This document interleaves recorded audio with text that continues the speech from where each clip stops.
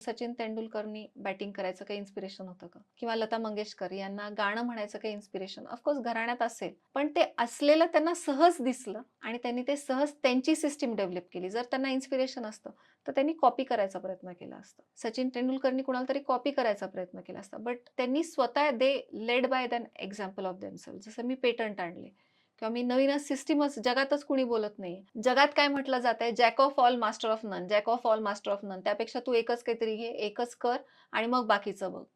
पण मी जगाला काय सांगतेय, jack of all master of one. Me jack of all आहे. कारण की खूप खूप डीप, डीप, डीप प्रत्येक ठिकाणी जावं लागतं का? नाही.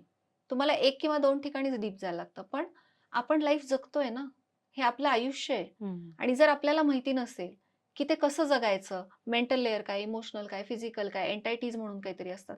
कारण हे आपल्या सोबत होतंय ना.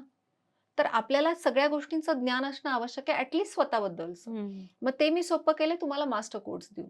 आता एक सर्जन आहे, समजा खूप मोठा आपण म्हणतो की ब्रेन सर्जन वेगळा, ब्रेनचा मेडिसिनचा डॉक्टर वेगळा, स्पाईनचा वेगळा, नीचा वेगळा, अँकलचा वेगळा. पण ह्या सगळ्या डॉक्टर्सना एम-बी-बी-एस करावंच लागतं ना. हं. बेस असतोय. बेस असतोय. हं. तसंच आयुष्य आहे. तर मला हे सगळं करावंच लागणार आहे. हं.